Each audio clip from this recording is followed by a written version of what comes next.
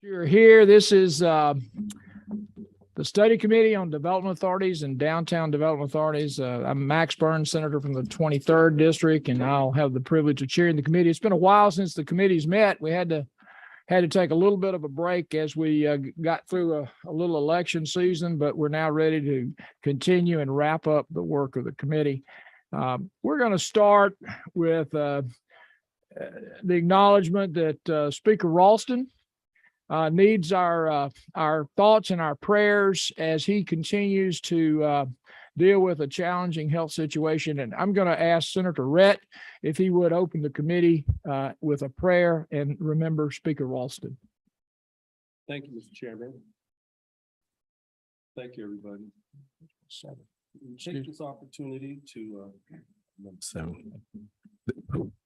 We take this opportunity to come together in fellowship with the agenda in mind about the Development Authority. We ask you to guide us through that, Lord. Hold our hands and help us to do the people's work, because that's our primary focus here, and we want to do a good job at that. But also we want to take time out to remember a good man who's still among us, and that's Speaker Ralston. And we want to pray for his health challenges as he moves forward, and that you be with him, because he sacrificed a lot for the state of Georgia, for the greater good. And we are coming together to worship not only you, Lord, but ask you to intercede on his behalf and guide him with his health recovery. We know you can do that. And he's set a path that will be followed by many, and for also followed by many to come who aren't here yet. He's laid a good foundation. He's fought the hard fight. And now he needs our prayers and your help. And we pray for him. We pray for his mind, body, and soul, that he does well and is able to come back and be robust. And maybe one day he'll come back and visit, and we'll hear that deep voice. Good morning, everyone.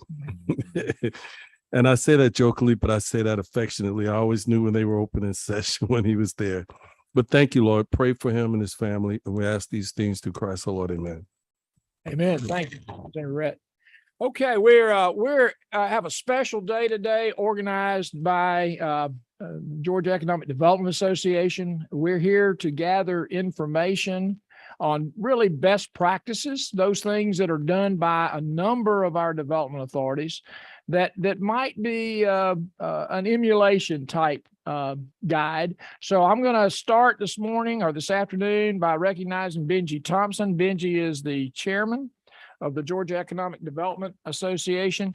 He is the Development Authority chair in Bullock County, Georgia. And we're so glad he's here from Statesboro. Go Eagles.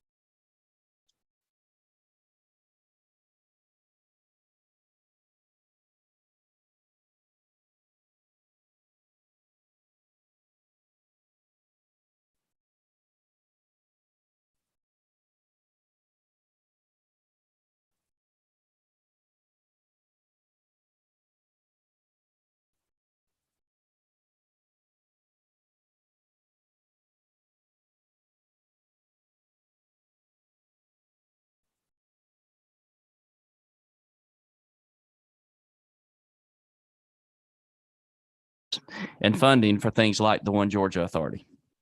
Today, we've asked several of our members to talk with you about how their respective development authorities work economic development projects and interact with other entities, particularly taxing authorities in their communities. Each of these GEDA members today represent different types of communities: the Metro Atlanta area, non-Atlanta metro areas, and rural communities. And they each have their own methods for making thoughtful, inclusive decisions about projects. In addition, they'll provide some best practices and other insights into how their authorities work within the construct of the law to be successful. To begin with, I'd like to introduce Chris Pumphrey with Douglas County and Don Bolio with DeKalb County. After you hear from these gentlemen, other economic developers will come forward and address the committee. Later, we've asked Dan McCray with Seyfarth Shaw to share his thoughts on development authorities and address any legal questions you may have. And after, a few of us will return and do our best to answer any questions you might have. So we're looking forward to the rest of the day. Thank you for the time, Mr. Chairman. If it's okay with you, I'd like to ask Chris and Don to come forward. Very good. Chris Humphrey, Douglas County, and Don Bolia, DeKalb County. Welcome. Thank you. We're glad you're here. Floor is yours. Well, thank you, Mr. Chairman and the committee for the opportunity to be here today. As you said, my name is Don Boley. I chair the Development Authority of DeKalb County, also chair the Joint Development Authority of Metro Atlanta. And Chris is here with me today, representing Douglas County. I also have Doreen DeBar, who's the president of Decide DeKalb. So I think any tough questions, I'm going to probably point that way. That being said, I think we have a PowerPoint we prepared. And the committee should have the PowerPoint in your folder. So you can refer to either the screen or the PowerPoint in your You're folder. going to show me how to.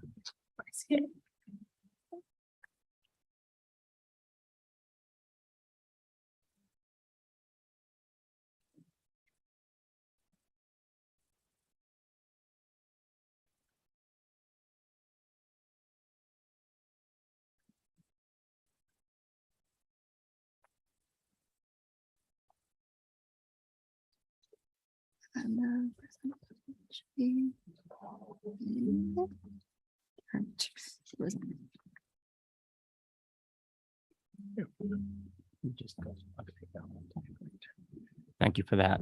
I'm excited to be here. Some of you know me from my different role here at the Capitol, so I'm excited to wear this hat today as the chair of the Development Authority of DeKalb County. So we prepared a short PowerPoint, and I'm really excited about the topic, best practices, because we think we do a lot of good things. We're not perfect. We know we can always get better. We do think we do a lot of good things here in DeKalb County. I just want to introduce you to our board real quick. I'm very proud of our board. I think I was going to skip a little too fast. There we go. We have a very diverse board that does a great job of representing all of DeKalb County. One of the things we do that we think is a good best practice to consider is the Board of Commissioners does appoint directly one of the members. The way we work is all of our board members are appointed by the CEO and approved by the Board of Commissioners. But one board member is designated to be a representative of the Board of Commissioners, and that is Commissioner Robert Patrick, who couldn't be with us today because they actually have some committee meetings going on in DeKalb County. But it does give us direct connectivity to the Board of Commissioners. Allows us to make sure they're fully informed of what's going on in everyday decisions, since we do affect we affect them through our tax abatements and potential revenue. One of the things, I think this thing's going a little quick. Yeah. Okay. One of the things I think that's a misnomer about incentives in DeKalb County or anywhere else is that most projects we do not actually have tax incentives in them. There are projects that were used as a conduit for financing for a lot of projects that involve zero tax incentives at all. So if you look at the projects we've done over the years, and Chris may want to jump in, a vast majority of them don't involve tax incentives. Most of them are conduit projects. I don't know if you want to comment on that at all. Yeah, and just as an introduction as well, Chris Pumphrey, Executive Director for the Development Authority of Douglas County, and also we run a public-private partnership called Elevate Douglas Economic Partnership for economic development. And yes, to Don's point, we have over 5,500 businesses in Douglas County. 13 are on a property tax incentive plan, and we do recruit a lot of businesses, into the community that do not receive property tax incentives. But we are very selective in that process to ensure that we're being wise and operating in the best interest of our community and constituents as it relates to incentives that we offer. Yep.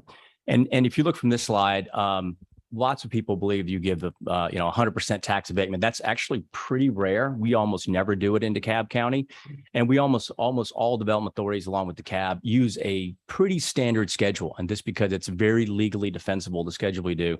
And in DeKalb County, our schedule usually starts at 65%, Dorian. So, and then it goes down from there over the life of the abatement. So we think we have a very defensible schedule that is completely reasonable in how we do our abatements. Any other comments you want to make on that? Yeah, so to that, in Douglas County, every project that we work on goes through a fiscal and impact analysis, and we use the LOCI program for all of those projects. So we look at the impact that that project will have on school services, local services, county and city, and ensure that whatever incentive that we offer, and all of our incentives are part of a preset schedule by ordinance. So there's no changing of those schedules. So it's all a preset schedule by ordinance, but we ensure that there is a net gain from a school tax perspective, a county tax perspective, and a city tax perspective on every project. And from a board standpoint, both the chair of the Douglas County Board of Commissioners and mayor of the city of Douglasville sit on our development authority board, on our public-private partnership board. Those two members sit on that board in addition to the superintendent of schools. So we make sure that we take a very collaborative approach to economic development and ensuring that from a leadership standpoint that we are walking lockstep with our local jurisdictions in our projects. I think Chris touched on this a little bit in the incentive evaluation process. We have what I think is a pretty good process. He mentioned Loki, and what we really look at Decide to Cab, and I'm sure they look at, is we want a return on investment of at least over 3 to 1. So for every dollar we abate, we expect $3 in additional tax revenue over the life of that project. So we think that's a pretty fair number, but I've seen it come in 4 to 1, 5 to 1, and we're going to present a project that has a 980% increase in tax revenue at the end of this live presentation. So we take it very seriously, but we wouldn't give the abatement if there wasn't a very serious return on investment for the people in our county. Any other comment you want to make on that? So this is something I'm pretty proud of that we did at Decide to Cab, and I think other jurisdictions do this as well. We came up with our own selection criteria, so we can look at every project objectively. When we evaluate a project, I can tell you exactly how we evaluated a project 7 years ago as to a project we're evaluating today, because we've done the exact same evaluation process over the entire period of time. We assign these point values based on the objectives of the county. So every county should probably have something different. In DeKalb County, we're pushing for jobs in healthcare. We know that the movie industry is very important. We look very seriously at the capital investment. And so we assign point values to this. And quite frankly, if a project doesn't meet a minimum point score, we don't even look at it. So this is something we're pretty proud of. I don't know if Douglas says something similar. Yeah, obviously our plan is different. The plan is not the same, but we take the same approach. We're looking at the number of jobs, the average wage, and the size of the investment. We have a very significant focus on wages. With that, we have a minimum threshold for wages that company must be offering. And then we give bonuses in our plan. So you can progress in the plan based on the increased amount of wages over our floor for qualification.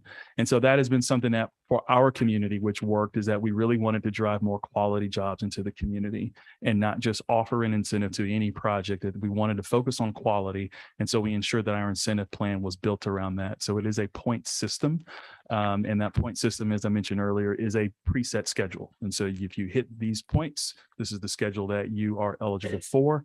And what that does is it provides assurance. It also, when we go back to the Board of Commissioners or the City Council, they know that they have already pre-approved this plan. This is just the points that this project qualifies for.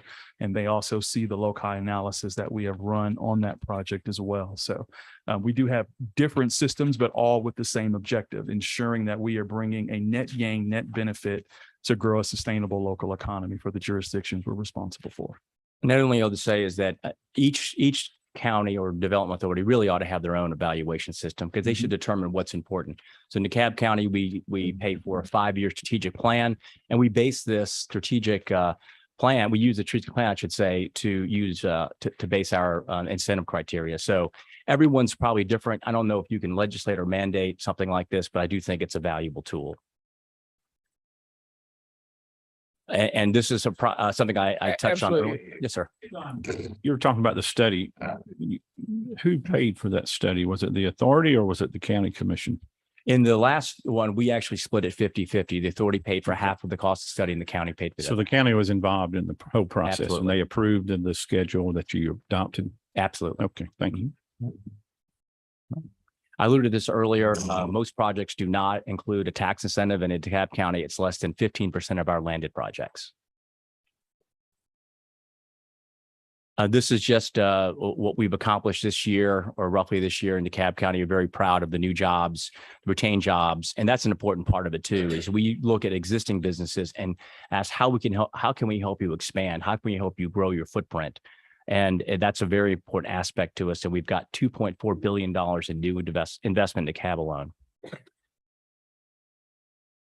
I don't know if you want to talk about this project, Dorian. This was one of yours.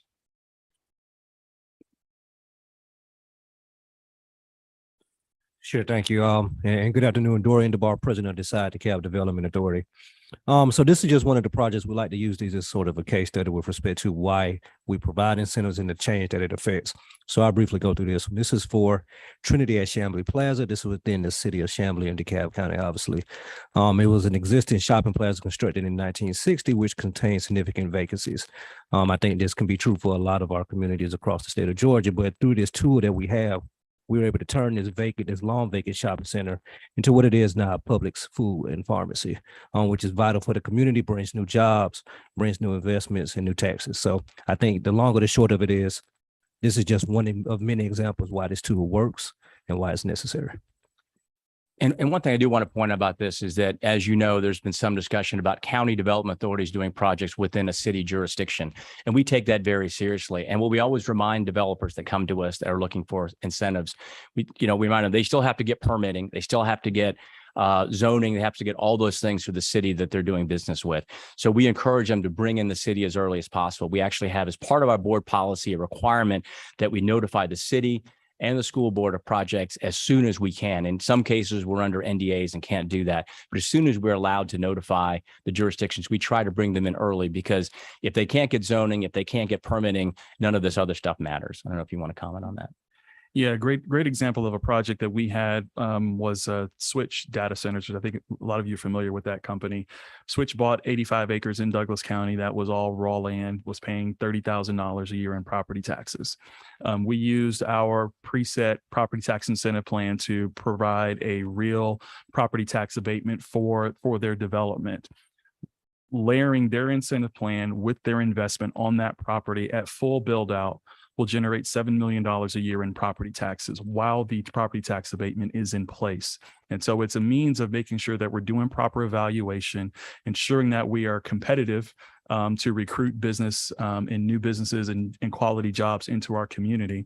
But they're bringing 100 new jobs, paying over $65,000, $70,000 a year in annual salaries, and generating significant tax value into the community, which then allows the community to provide more services for the schools, the citizens, parks, enhanced roads, and what have you. So it's a perfect example of how the tool really works to grow the community in a smart and equitable way. And I think this is just an example of that particular project and the value it provided after the incentives. This is one where we're very proud of. As you know, Georgia is the #1 place for films in the world now. DeKalb County is the #1 place in Georgia. So we're very proud of that. We have many, many studios in DeKalb County. Electric Owl is one of them. It is located right next to a MARTA transit stop. So we're going to have great opportunity to develop that transit stop in the right way. It's a LEED certified project. And if you look at the return on investment in 2020, that property paid out $8,554 in taxes. Over 10 years, our incentive was worth about $5.4 million. Our incentives are worth $3 million, correct? But the net payout for us is going to be $5.4 million. That's a 980% increase in tax revenue. And that's a project that's going to generate great jobs and be a great thing for that community that's been very underdeveloped, part of DeKalb County. So thank you again for the opportunity. Chris and I are glad to take any questions. If you have any tough ones, we'll point it out to Dorian. And also Randy Mason's here from the Decide DeKalb as well. Good. Questions? Senator Gooch? I haven't seen an example of any mixed-use residential projects. Are you doing that? We are. So why do you want to incentivize a developer and give him a tax break on a residential development? Give me some scenarios. Out in rural areas, we normally don't see that, but more of that happens in Atlanta, correct? We really are. Generally, we're going to look at some type of workforce housing component to it. And we have some specific rules they can talk about in more detail, but Generally, we're talking about setting aside 20% of the units at 80% AMI at a minimum. We could have a higher AMI or lower AMI requirement and a lower percent of units, but that's the fluctuating part of it. But in particular, you have things like we want to generate healthcare jobs.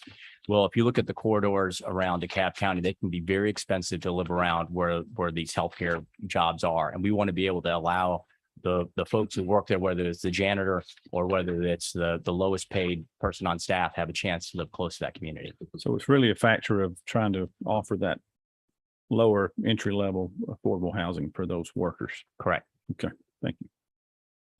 Other questions? You used a tool to evaluate your projects loci. Okay, Yeah. is that consistently used in DeKalb and Douglas? Yes. Yes. Is it used? I have to ask the question because I don't know the answer. Is it used generally around the state of Georgia?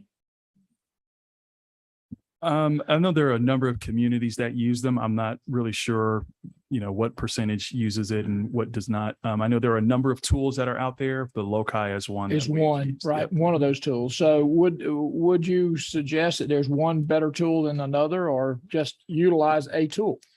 Yeah, I think it just really is respective of what you need in your respective community. Is the way I would suggest that. Like I said, we've used a number of them. We've used REMI, we've used Implan, we've used Loci. Loci for us answered a very specific question as it relates to specific revenues, but it was a choice that we made because of that. The example of your scoring model is focused on bond lease incentives. Do you do anything other than a bond lease incentive? So we both do, we do Usufruct deals. What other? So yes, great question. So in terms of incentives, we have a capital stack. So we also utilize things such as tax allocation districts in DeKalb County and other sorts of tools. What we try to do is make sure we use the best tool for the project, which makes the most sense. So with respect to the question on residential projects, while we try to steer away from incentivizing the residential projects, we have other tools in order to utilize throughout DeKalb County. So it just kind of makes a difference with respect to what makes the most sense. But we do have other tools, yes. As a percentage of the projects that you incentivize, what's the most likely tool? And then, like, percentage wise, what tool would you use? 50% for this, 10% for that? What do you think? So going back to the original deck, 15% of our total landed projects, less than 15% are incentivized. Correct. Of that, I would say now, because we're sort of in our infancy with respect to rolling out these additional incentives, we're probably at a rate of about 60-40% with respect to incentivizing, utilizing the property tax incentive. So 60% of that low 15% number. Does that make sense? You make sure I understand. So 60% of the 15% would be land Lease lease, purchase deals. Lease Okay. purchase deals, yes. use for deals, Lease purchase. lease purchase, and then the other 40%. Other incentives and tools that we have Okay, available. So very we have good. brownfield funds. We have Yeah, different funds. right. There are many options for it. Correct. Which is good. Now, what about Douglas County? How does it break down with you? Yeah, I would say the lion's share of those are lease purchase abatements. We You say do. Lions share, is that 100%, 90%, 80%? Yeah, I'm going to venture to say it's 100%. We've got about 13. The other pieces that we are kind of mentioned in infancy, we just started 2 tax allocation districts. Right. So one in the city of Douglasville and one in Incorporated. We have not actually utilized those TADs yet to incentivize projects, but those are tools that we just recently created. Okay.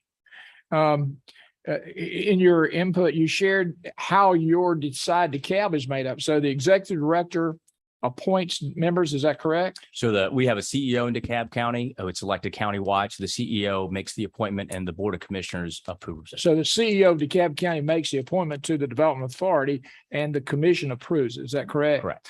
And is one member of the Development Authority a member of the county commission in DeKalb? Correct. Commissioner Robert Patrick. So there is a commissioner on that as well. Anyone from the school board or not likely the cities, you have a lot of cities, so. No one from the school board of the city specific, but the cities had a lot of input in the CEO's decision on some of the appointees. Right. And how does it work in Douglas? Yeah, so as I mentioned earlier, we have our development authority, and we also have a public-private partnership. Correct. On our development authority board. We have a 9-member board, county board. They are all appointed by the Board of Commissioners. We have 2 ex officio members, which are the chair of the Board of Commissioners and the mayor of the city of Douglasville. So they sit on that board. And then our public-private partnership, which is a nonprofit, has those still 2 board chair and mayor, in addition to the superintendent of schools. Okay. Do you find that helpful when you are about to complete an agreement with a prospect to have those people on that board with you? Yeah, we keep constant communication with our commissioners, with our council members, with our superintendent on things. They're very involved in our efforts. I think the question earlier about strategic planning, they're very much involved in helping us craft that plan, involved in our incentive approval process. So the collaboration is key to what we do in the community, ensuring that we're not going off in the wrong direction. Is it accurate to say that both counties, both DeKalb and Douglas County, have a standard evaluation process that's been pre-approved by the county or the constituencies, whether it's school board or cities or what have you? Correct. Chairman Mary Margaret Oliver is also attending the meeting via Zoom. I wanted to just check in and see if you have any questions, Chairman Oliver. Thank you, Mr. Chairman, and thank you for allowing me to participate from the stormy beach of Tybee today. How many development authorities are there in DeKalb County, Mr. Bowling? That's a great question. I know that both the cities have one. So there's 14 cities, 13 cities. So almost all of them have one. And they also have There's 2 downtown joint- development authorities, and then there are other development authorities for special projects. I think they're more than 30 to 40, but I'm interested in that number because y'all have different processes around participation by school boards and other cities. You said that you want to notify the school boards in the other cities when you are able to do so. And of course, that does depend on individual projects. Do you object to a formal requirement of notification of other cities or school boards at a particular point? And I think where you might need to be careful is where there's NDAs in place. And I don't think you want a board member to make a decision between violating the law or violating a contract. And so I often have to sign NDAs getting into these negotiations.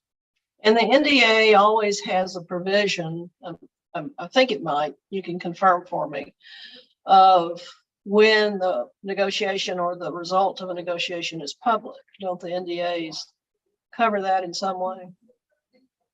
I'll have to ask Dorian to answer that.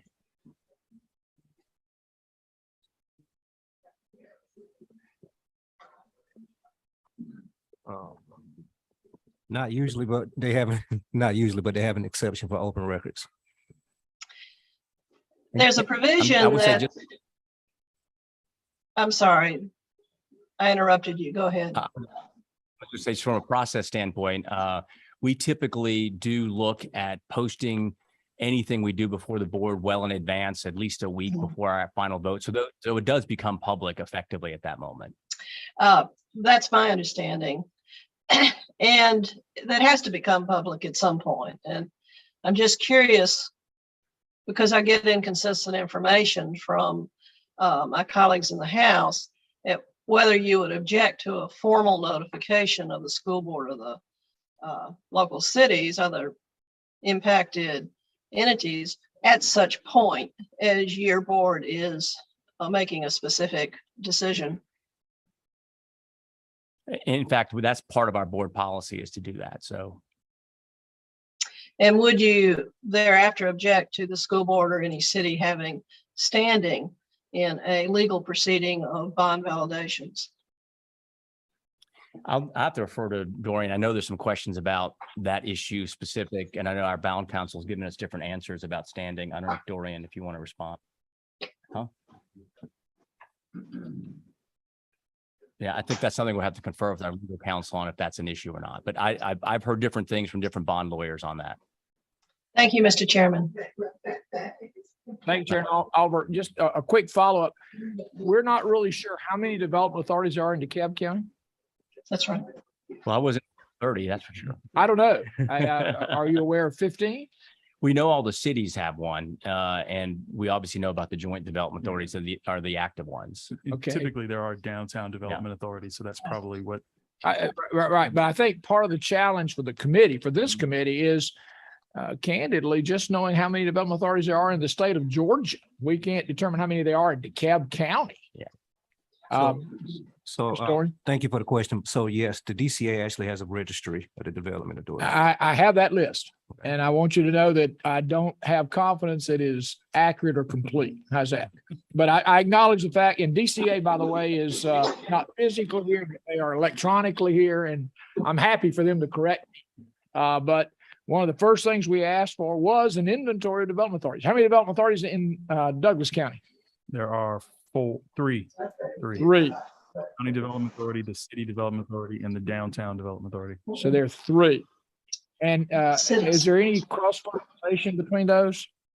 When I Yes. say that, meaning you have common members of the board, or do you have communications? How do you Yeah, great. coordinate? Yeah, great question. So we have an agreement between the city of Douglasville Development Authority and the Development Authority of Douglas County that our staff serves as staff for both authorities. So your staffs both authorities, Correct. two of the three. For two, yeah. The Downtown Development Authority, we do not have any cross alignment with. But most of the activities, especially from an incentive standpoint, takes place between those two authorities. Does DeKalb County offer any staff support for any other development authority in DeKalb? We have a hospital authority and our residential care facility authority, which are really just shell authorities that we perform paperwork on. They're pretty nominal. Right. They're very nominal activity in those authorities. Right. And of those, a part of our challenge is not how many are there, but how many, as you point out, are active Mhm. versus how many may not be active. Yeah. Any further questions from the committee? Thank you. You've been very helpful. Hold on. Sorry. Senator Rhett? Thank you, Mr. Chairman. It's not really a question, but I saw where you have your projects with the housing component set aside at least 10% of the housing units for households with an income that does not exceed 60%, et cetera. Do you find the contractors willing to work with you on that? We actually have, and I mean, I know don't give specific examples, but we actually have a number of projects that have worked under that construct. And by the way, one thing we do that I think development authority should consider doing on a regular basis is we hire an auditor to go back to those developments to make sure they're actually complying with the percentages that we put into our contract. Any further questions? Thank you very much. We Thank you. appreciate the input. We appreciate your candor and expertise. Thank you. Okay, we now are looking forward to hearing from our non-metro area best practices. Is Tim here? Oh, Tim's here. Glad you made it down. Me too. Tim Evans, thank you very much. Tim's here from Gainesville Hall, and Anna Chafin. Anna's with Bryan County. You came a long way too. I did in the rain. In the Glad to be rain. Now, here. are you in Richmond Hill, or are you in, I live in Richmond Hill, but I cover the whole county. so you go all the way to Pembroke? Pembroke, as they say. Pembroke, Yes. as they say. Yes, indeed. Thank you. We've got a brief presentation, and as Senator mentioned, I'm Tim Evans with the Greater Hall Chamber of Commerce. And these are just some visuals that we wanted to share with you as we try and answer some questions for you about the economic development efforts.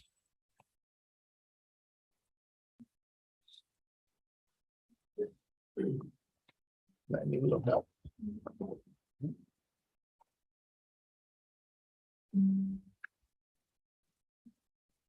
Are you good, Tim, or do you need some technical assistance? We're up here. It's not coming up. If we could just put that on the screen and make sure that those on Zoom can also have access to the presentation.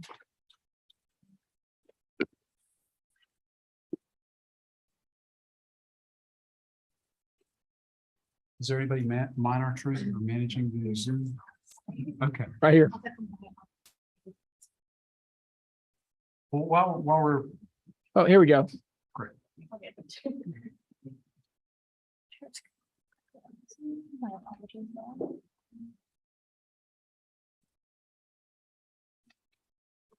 Perfect. Perfect.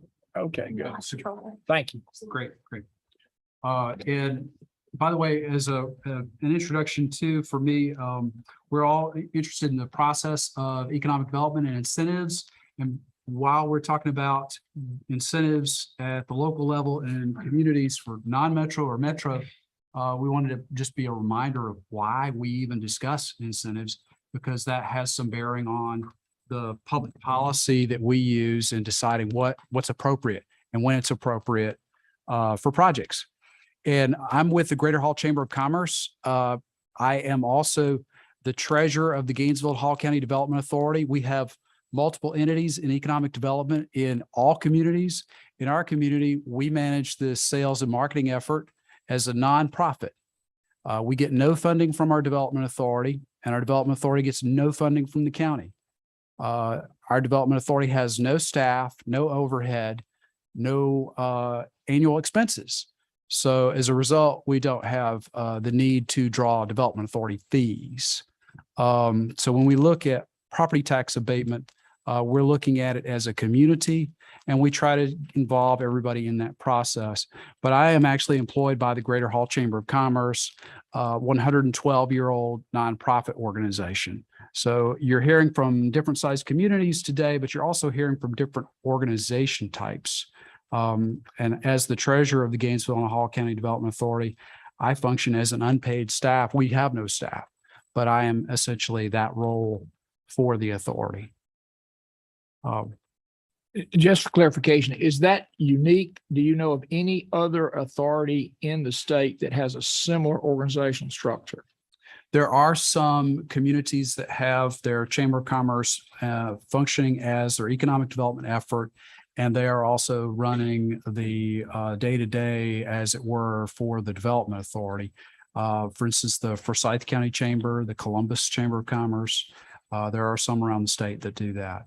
We have had a public-private partnership in Hall County for almost 30 years that is a part of our Chamber of Commerce. That's the role we have. But you get no funding from the county. We, as our economic development effort at the chamber, have a public-private partnership, and that gets funding from the city of Gainesville and from Hall County and the cities of Flowery Branch and Oakwood. In addition to private funds that we, the chamber, go out and raise. And that public-private partnership makes up a portion, a fraction of the overall chamber budget, but it is a part of the Chamber of Commerce. Thank you. Hope that answers Thank you. I'm sorry to interrupt. So what is a project or a prospect opportunity for all of us? It comes to us in many different ways, but it starts with a business need. Sometimes there are existing industries that are expanding.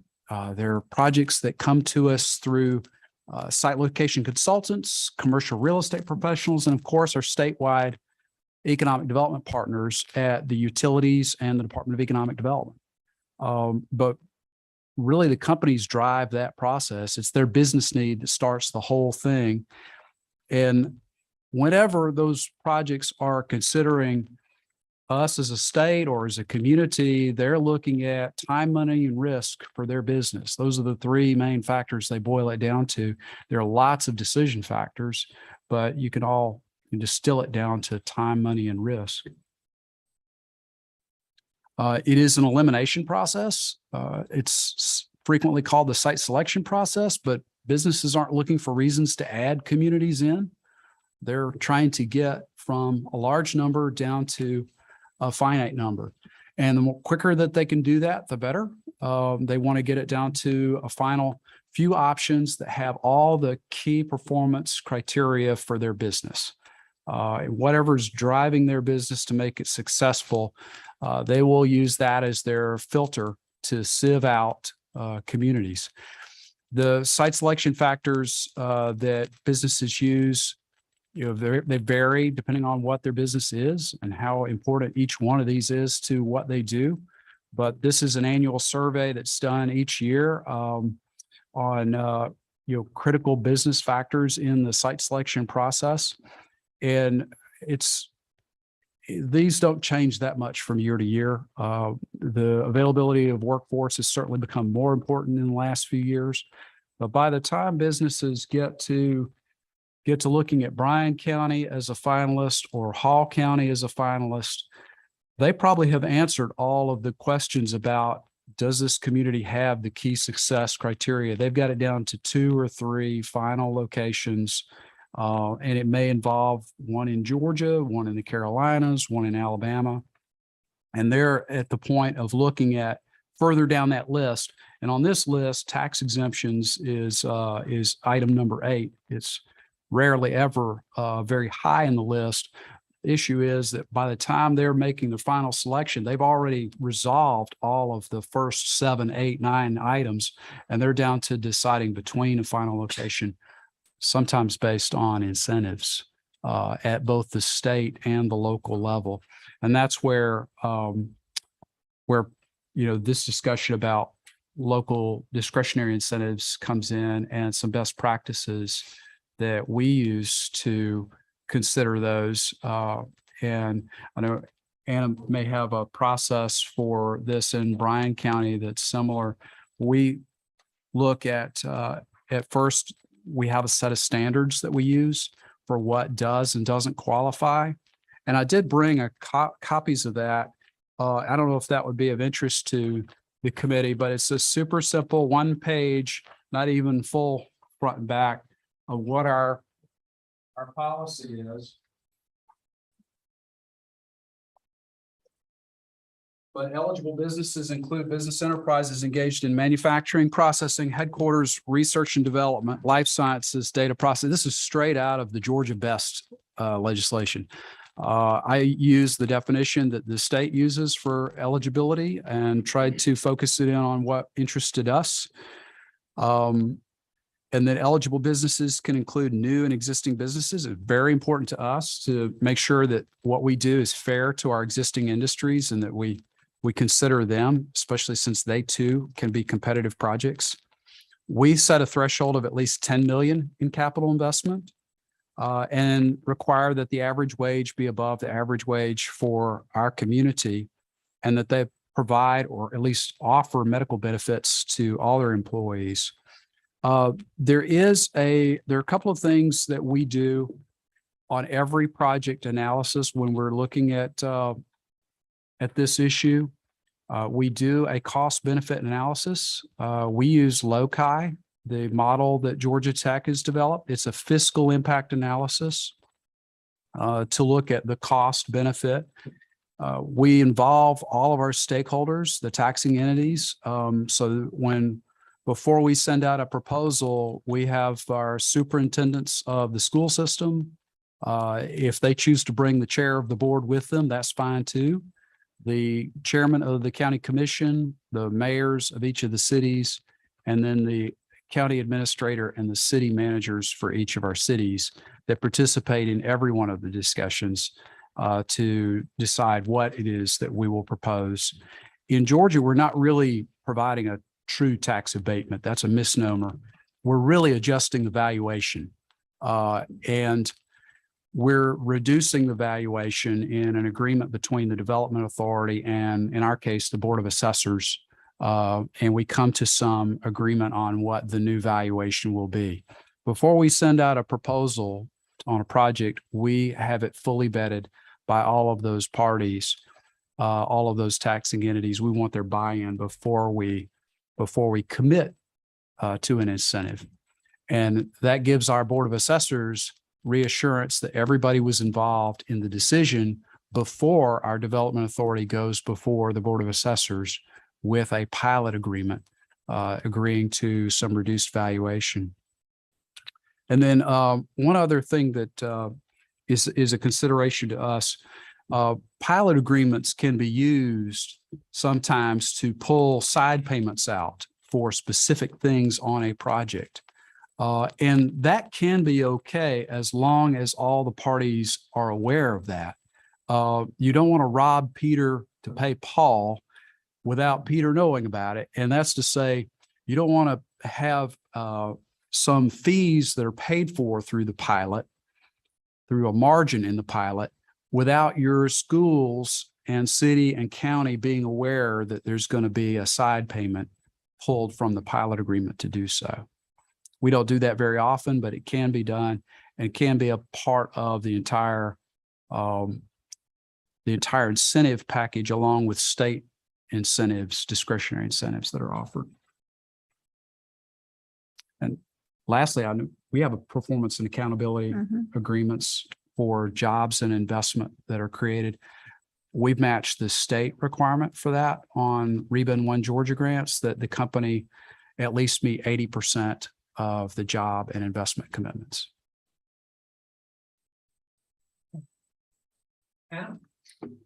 Good afternoon, Mr. Chair and committee members. I'm Anna Chafin. I'm CEO of the Development Authority of Bryan County. And for those of y'all that aren't very familiar with Bryan County, we're down in the Savannah MSA.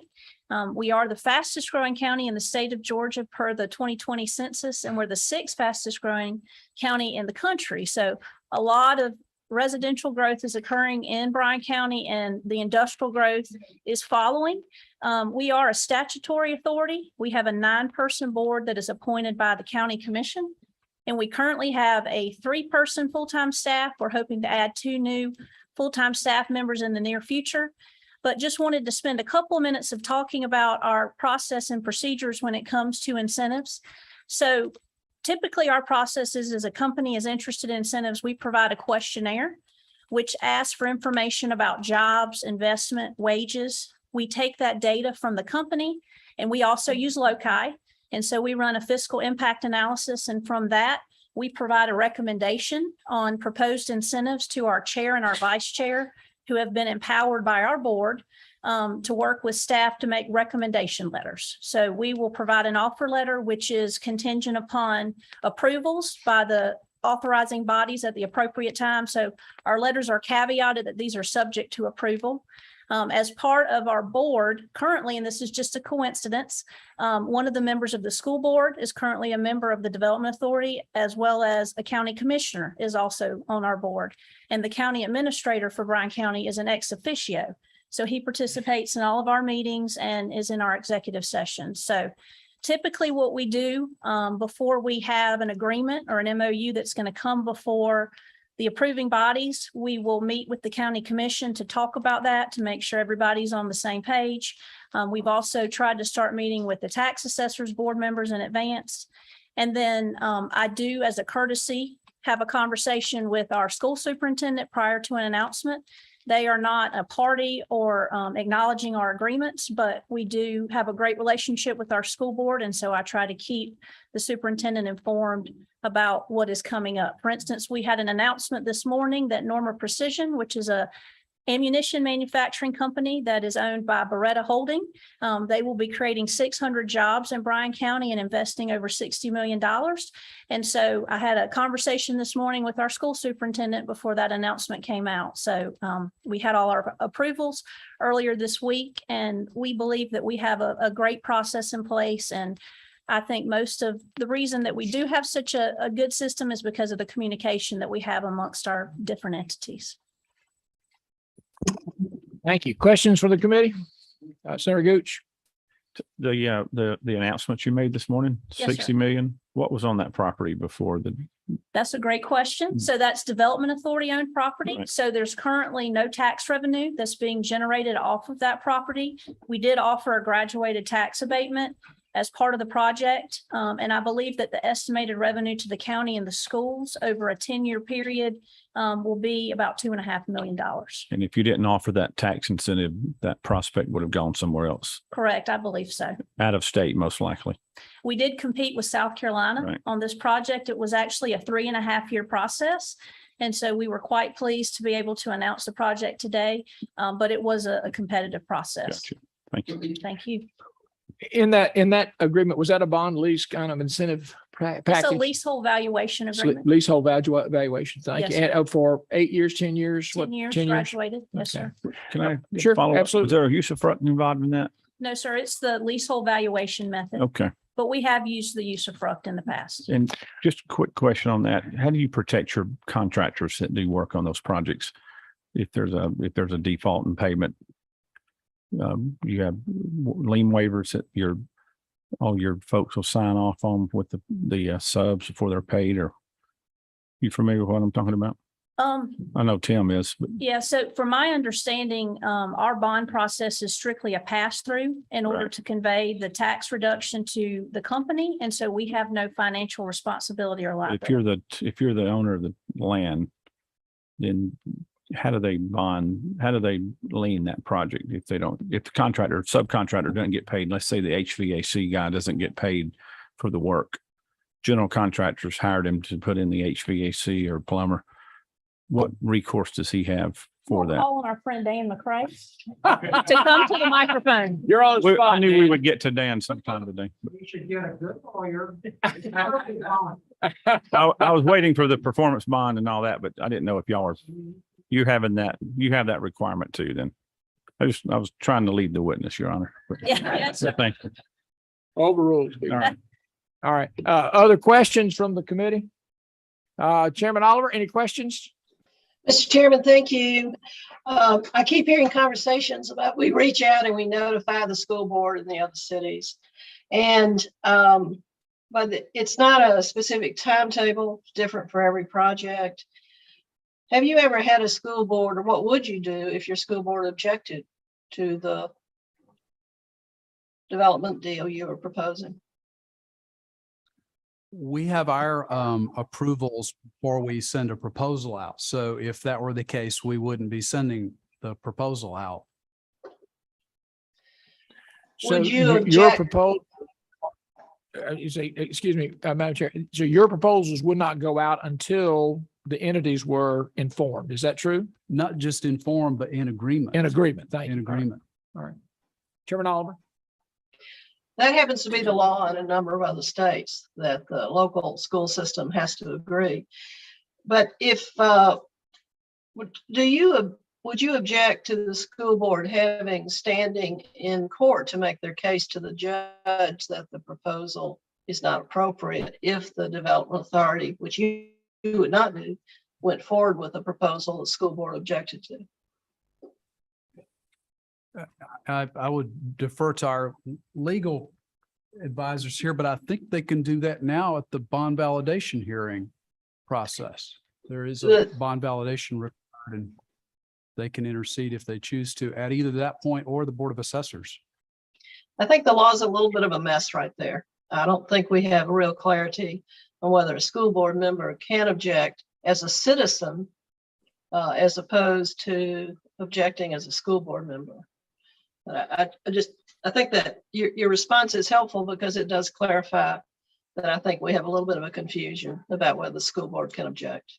Thank you.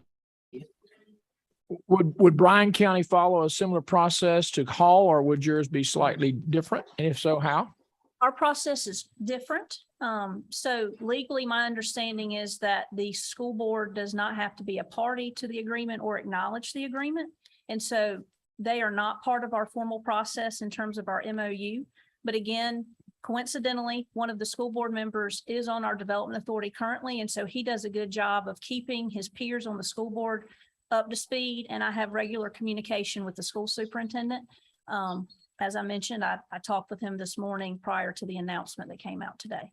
Going back to some of the discussions that we had with our prior communities, do you have a standard memorandum of understanding with your counties? And do you have a pre-approved evaluation tool that you use that scores a project? And so they're not surprised when you bring them a recommendation? We have a set of guidelines that we have recently started using in terms of minimum wage threshold that has to be met before benefits in order to qualify, as well as a minimum job creation threshold. So those two factors have to be met. And then we had our recent annual planning workshop where my board and the county commission were both present.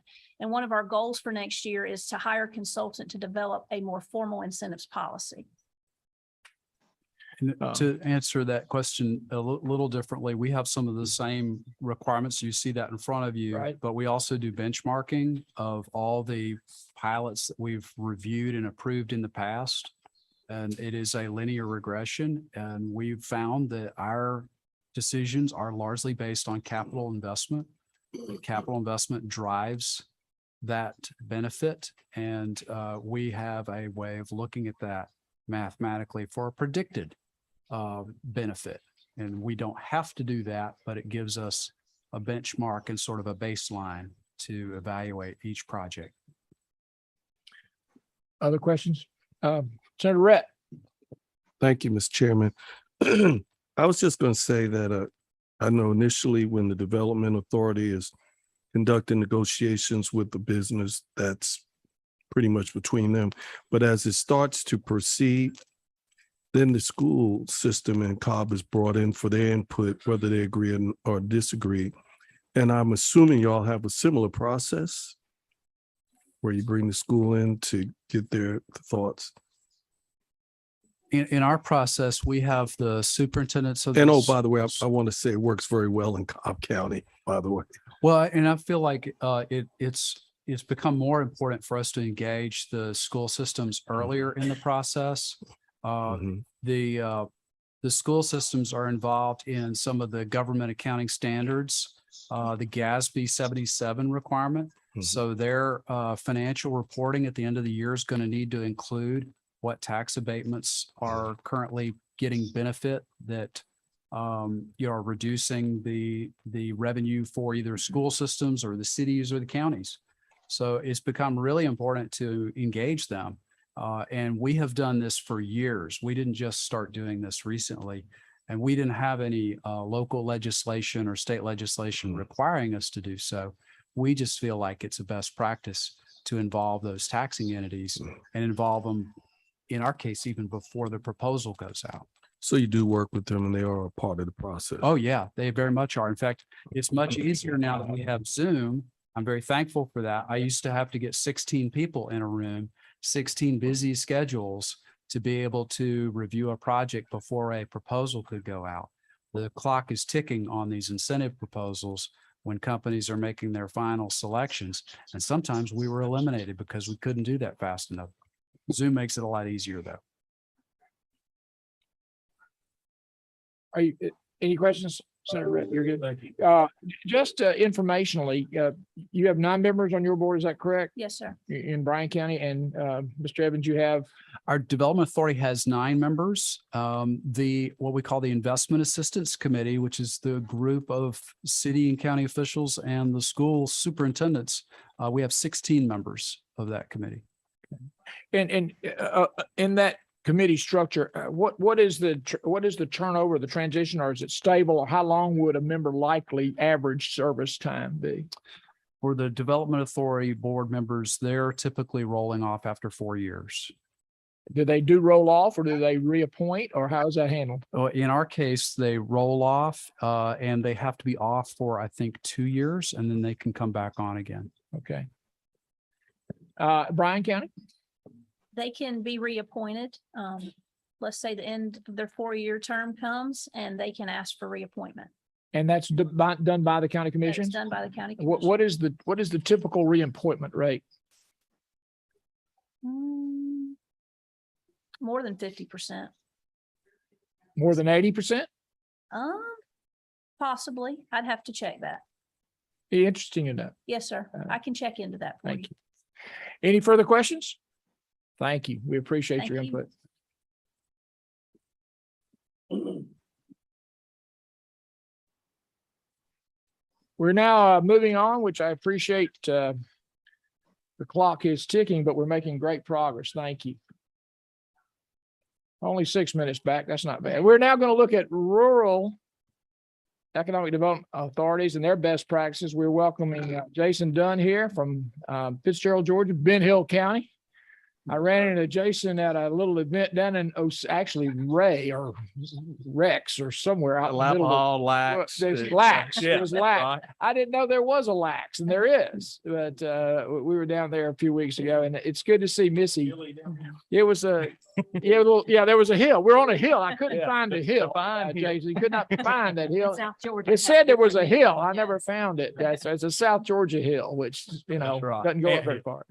And we're glad to have Missy Kendricks here.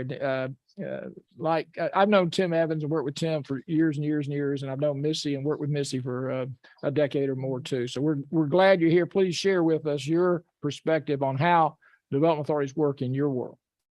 Okay, as Chairman said, thank you for the opportunity to be here today. We appreciate it. My name is Missy Kendrick. I am the president and CEO of the Rome-Floyd County Development Authority. And in our community, we have 3 different development authorities and 2 downtown development authorities.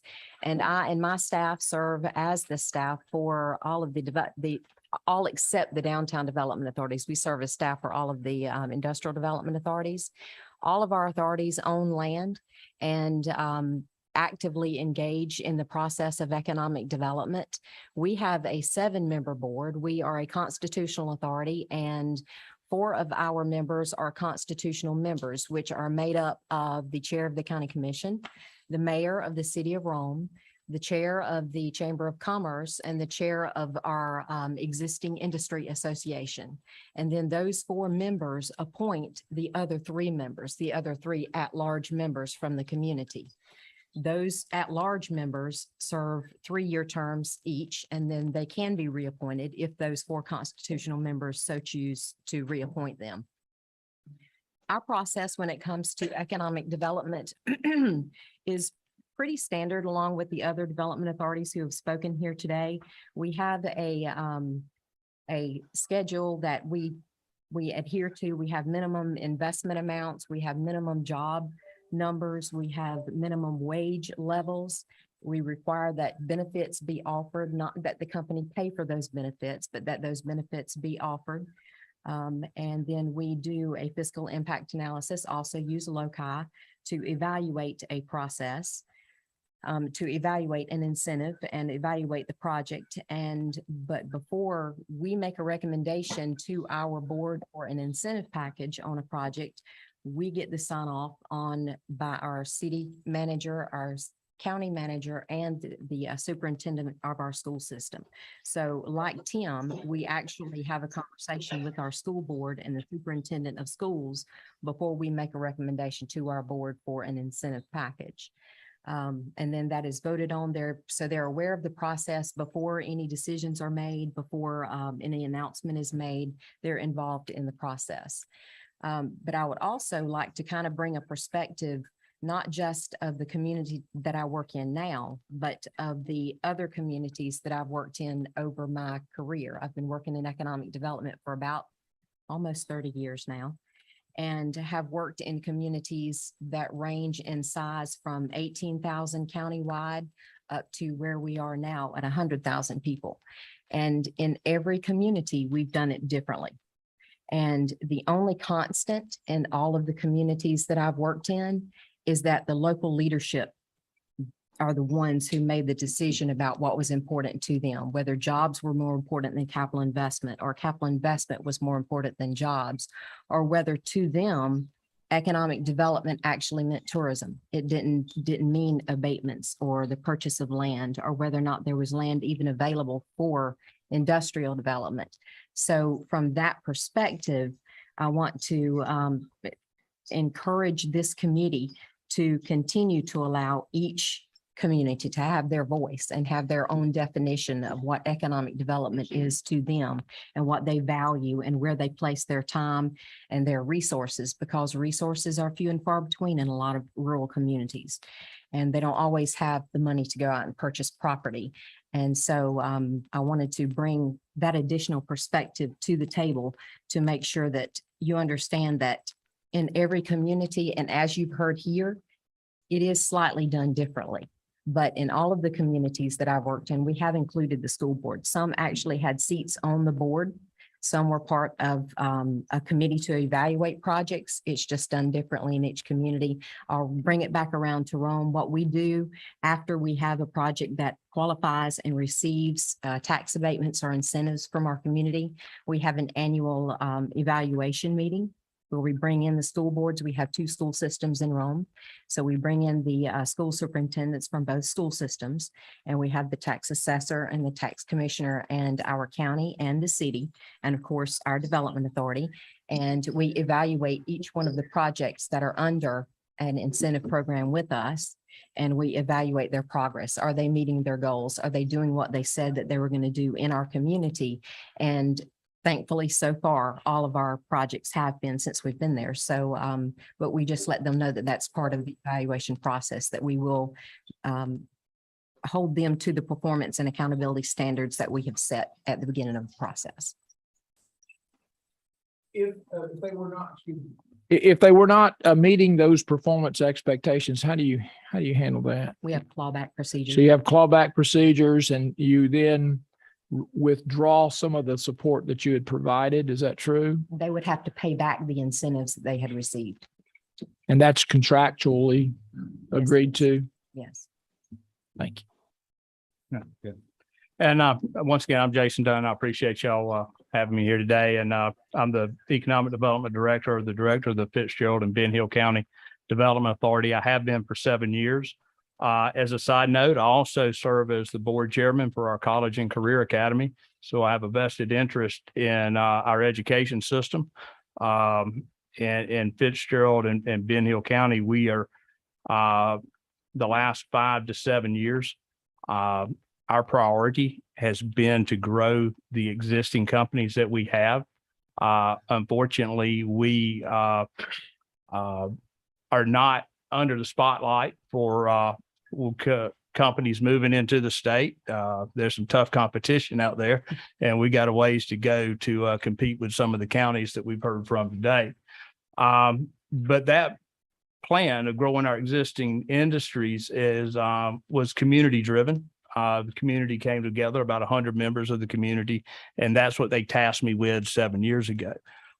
During that time, we've used some outside the box measures to create new investment in the county from those companies. In 2016, we were pushing about 11% unemployment rate. Today, we're around 4.5%. We have had hundreds of millions of dollars added in industrial expansions to the tax digest. Even this last year was about $40 million that have provided the county and the school system with about $500,000 in new revenue. And I can tell you, for us being a community that for a long time trying to run governments and educate children on an idle tax digest and shrinking sales tax collections, all of this was welcomed. Our board is composed of 5 members. Of course, the mayor and county commission chairman are on that board. Each of them have an appointee that is voted on by city council and county commission. I believe those are 4-year terms. Since I've been there 7 years, I've had 80% board turnover. Worked with 3 mayors. But one of those board members right now is currently our CEO of our College and Career Academy. So it's kind of ironic that he's on my board and I'm on his. Our typically monthly meeting, the superintendent is always invited, school superintendent, but our city and county manager are routinely there unless something is pressing and has them outside of or unable to be there. Any deal or any project that we work on, the city manager, our city administrator and county manager have input. As city and county fund me jointly, and I want to make sure that I keep them happy, and keeping them happy keeps me happy. So in a nutshell, some of that kind of the outside the box things we've done to drive capital investment is investing in infrastructure, improving aging infrastructure, increasing the capacity of the infrastructure that we have to make sure our existing industries can compete with their competitors. Of course, one of our favorites has been acquiring land, blighted property near some of our employers, clearing that property up and maybe selling it back to them to grow their campus or to grow their footprint. So that's just some of our best practices, and that's what I've got. Questions from the committee? Population of Ben Hill. Last census was about 16,500. You probably have the hardest job in the room. Well, Seriously, to no, recruit I would industry, never say that. to but I recruit appreciate it. industry to a small county like that is challenging. So No, it is. And you know, and I appreciate you saying, I really do. When our community came together to really focus on economic development. Well, I was hired in 2015, 2016. We were ended up second from the bottom in the state job tax credit rankings, which is not an enviable place to be.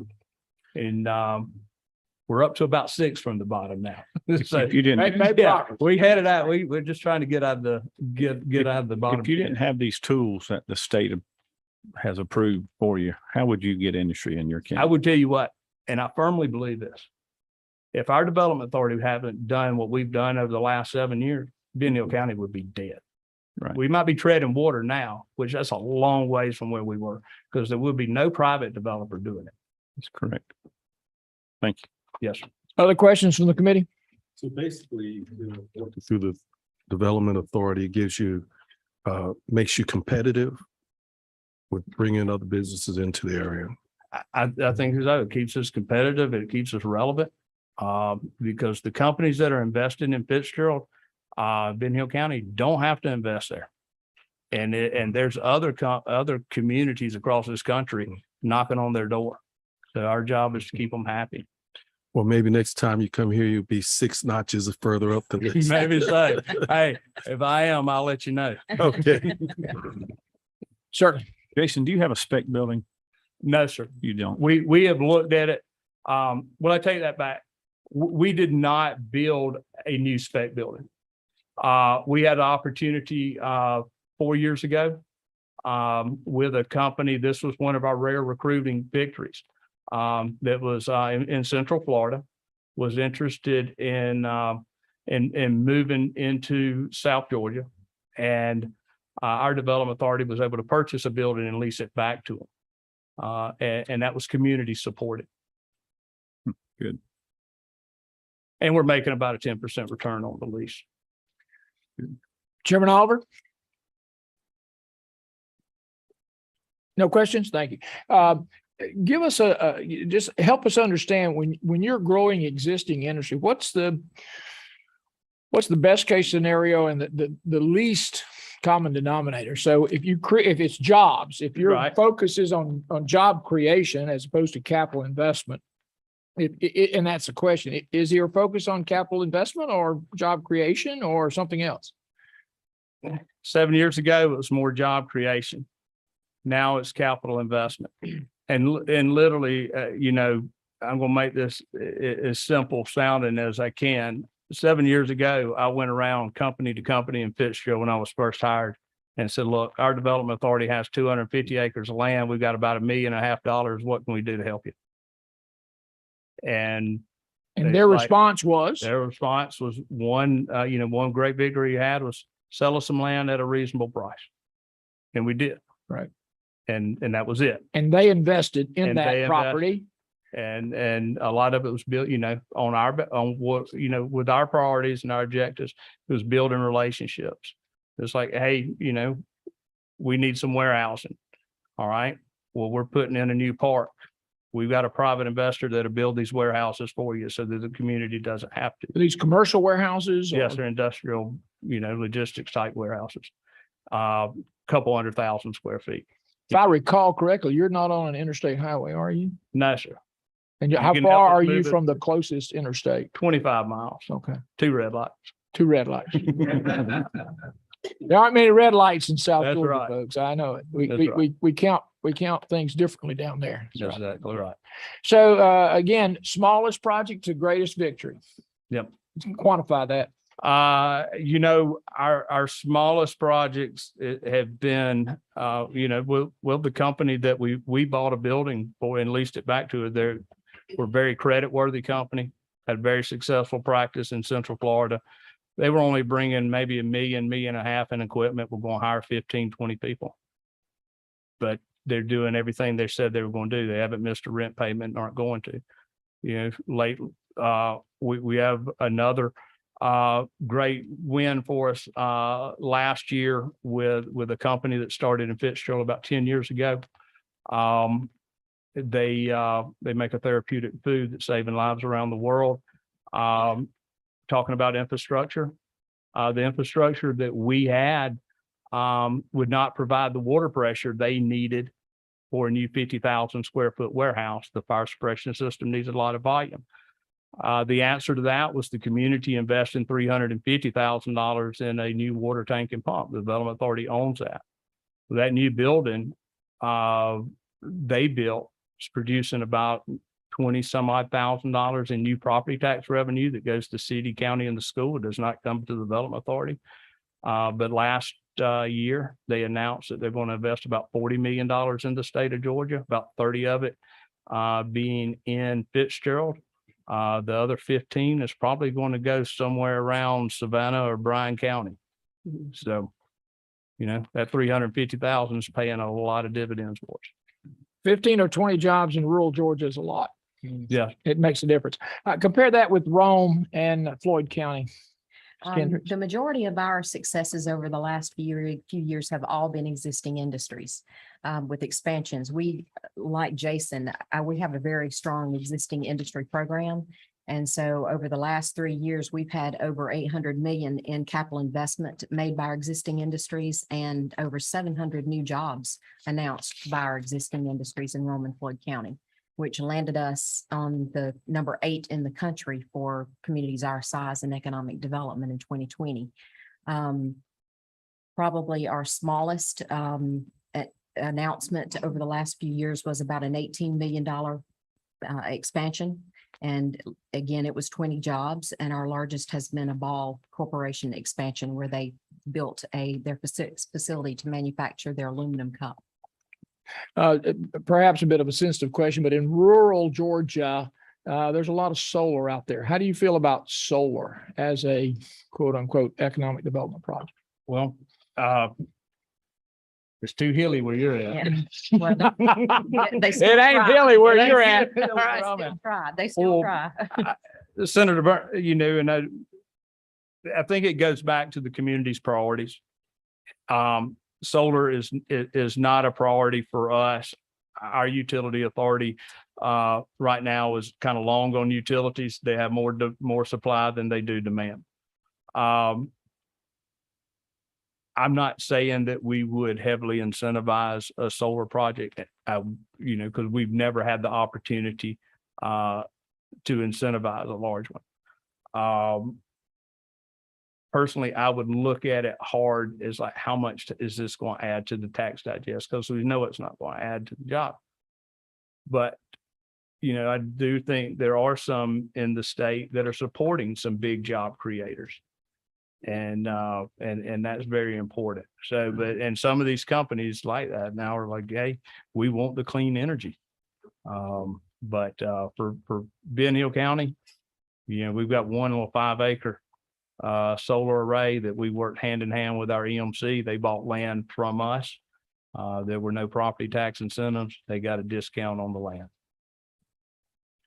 Lloyd, anything Yeah, different there? same here. We would not incentivize it, and our property is too valuable to us for a large solar array. That doesn't mean that a private individual might not do that, but it is not something that we would incentivize. Any housing issues where either of you might engage?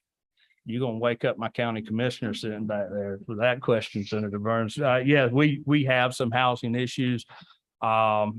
And a rural community like us, a lot of dated wood frame houses. Fitzgerald was founded in the 1890s, and a lot of them are still standing.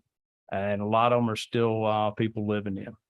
You know, our about probably 30% of our county is living on less than $25,000 a year, and in homes that they can't heat or cool. If the right housing project was to come along and better our community, it would be something we would have to look at real heavily to incentivize, because once again, there's not a private developer knocking on our door to come build homes in Bentonville County. We began a housing initiative in Floyd County in 2020. And it started out with a housing forum and brought everybody to the table. And we recognized it as an economic development initiative, because this was how we would bring and increase our workforce and our labor force for all of the jobs that were being announced in Floyd County. So over that time, the work that we've done, the city of Rome actually did put in place an incentive program to incentivize the construction of housing that met certain parameters, that met our missing middle, that would provide housing for the workforce that was being created.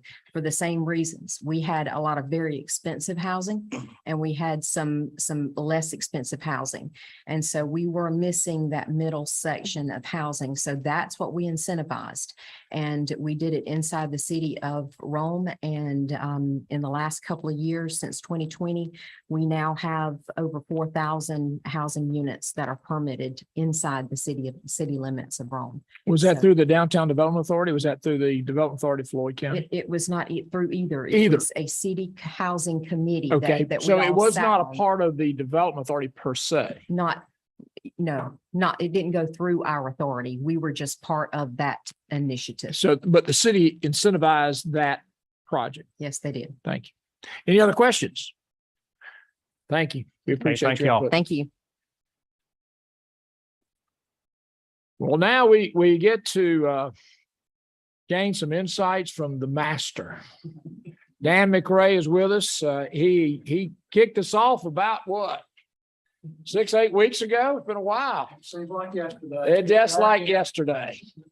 Well, as the committee knows, and certainly everyone in the Development Authority business knows how significant the legal challenges are to this world. So we appreciate Mr. McRae coming and sharing again some expertise and some insights, especially after we've now heard from some of the best practices across 3 different types of authorities. So Dan, share with us. Well, if I had any prepared remarks, I would have discarded them. I've enjoyed and been interested in what folks have had to say today. I hope it's been of interest to the committee to hear that folks aren't out just doing stuff randomly and arbitrarily. There's a method to this and it works. You know, the doctor's oath is first, do no harm. So let's keep that in mind. I would like to kind of answer some questions that were asked, but not asked of me, and kind of in reverse order. How many development authorities do we have, and do we have too many, and how do we find out? That's real simple. For purposes of what this committee is interested in, you're interested in tax incentives.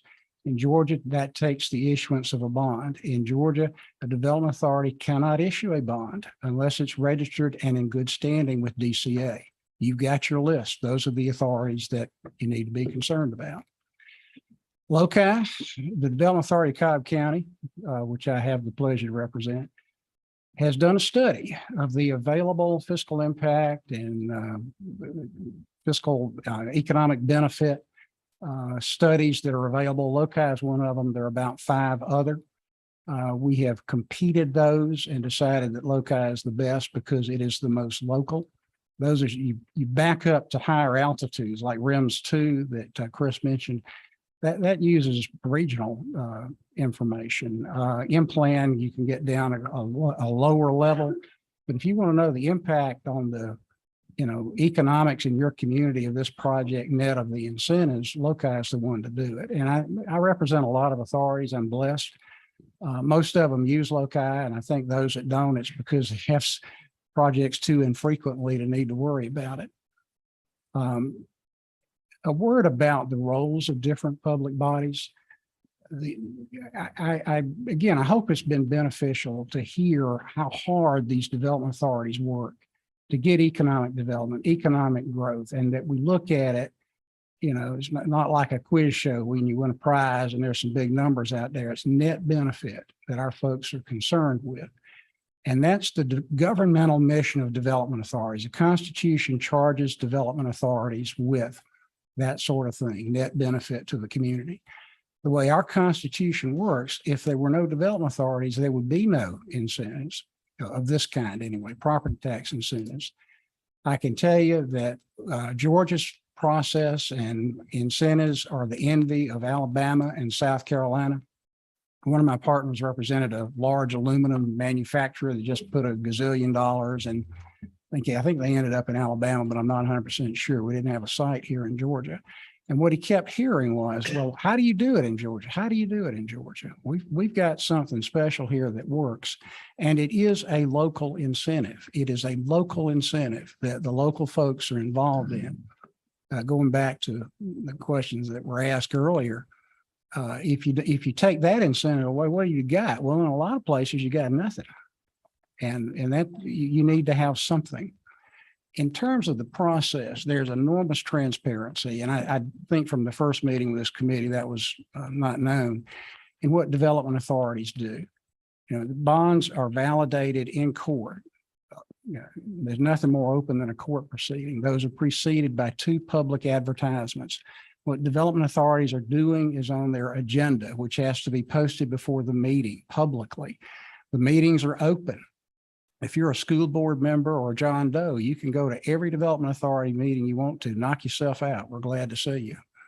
So I don't make any apologies for what development authorities do. I mean, anybody can improve, and I'm in the process of constant improvement myself. I learn something every day. But remember, first, do no harm. A couple of other things, Senator Gooch asked about multifamily, and I've heard that. I've heard housing a few times today. I'm working with a county now on the border with South Carolina that doesn't have enough housing. We're about to incent multifamily to get places for workers to live. I don't think LaGrange is at that point, but it's no secret that they've had enormous success with industry, and also no secret that they don't have enough housing. If you look at things from a city perspective, if you want to have a viable city these days, I mean, we've been through, pandemic and lockdown and all that kind of stuff, which has hurt nobody worse than local businesses, family-owned local businesses that aren't chains. How do you get people into a restaurant or a store downtown? These days, you gotta have a destination, you gotta have a place, and you gotta have people that live there. And that goes back to housing. It wasn't that way a long time ago, and I've been doing this a long time, but it's that way now. I've never seen anybody more dedicated or concerned or preoccupied with doing things in the right way and doing it successfully than the Development Authority board members. We've heard today that they are appointed. They're appointed by elected people, and that's true of city authorities. That's true of joint authorities. It's true of county authorities, with the exception of constitutional authorities. And you heard from Missy that some of those, in fact, most of them probably, have constitutionally mandated members, and those are usually elected officials. So you're not going to be in business long as a development authority if you don't have the confidence of your stakeholders. And I preach that. And teach it. I teach what I preach in these sidebar conferences, that if you want to be a success, you got to have good relations with your stakeholders. Good relations ain't the same as a veto, though. It comes right down to it. To respond to your question to Missy earlier, what would you do if the school board objected? You do what was best for the community, because that's your job. And that's what we try to do hard every day. I guess I did have some remarks. They weren't prepared. Well said. Questions for the committee? Any questions? Mhm. I see. All right, Senator Oliver, excuse me, Chairman Oliver. I didn't mean to demote you there, Chairman. It's all right. I've been both places. Thank you, sir. When the bond validation hearing happens, and the school board might show up to object, or anyone, citizen shows up to object, what is the specific standard the judge has to determine, to validate the bonds? Well, you have to be a person, and the school board is not a person. No, I wasn't asking about standing. I was asking about what is the judge's standard about whether he or she decides to validate the bonds?